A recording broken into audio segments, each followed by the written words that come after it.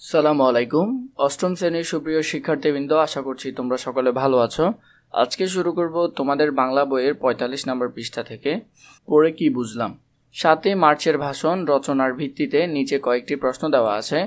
তোমার সহপাঠীদের সঙ্গে প্রশ্নগুলো নিয়ে আলোচনা করো এবং সংক্ষেপে এগুলোর উত্তর তৈরি করো এবং উপস্থাপন করো। উপস্থাপনের শেষে শিক্ষকের পরামর্শ অনুযায়ী সংশোধন করো।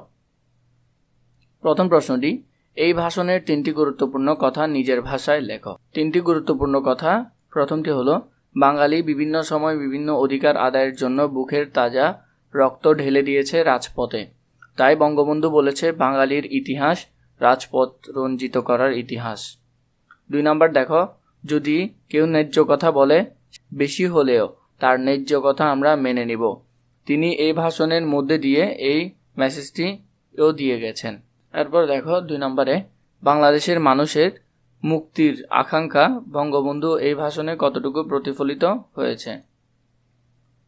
বাংলাদেশের মানুষের মুক্তির আকাঙ্ক্ষা বঙ্গবন্ধুর এই ভাষণে সম্পূর্ণ প্রতিফলিত হয়েছে। এরপরটা দেখো, সাধারণ গদ্য রচনা থেকে ভাষণ কোন দিক থেকে আলাদা। সাধারণ রচনা থেকে ভাষণ আলাদা হওয়ার কারণ হলো, ভাষণ প্রদান করা হয় শ্রোতাদের সামনে উপস্থিত হয়ে।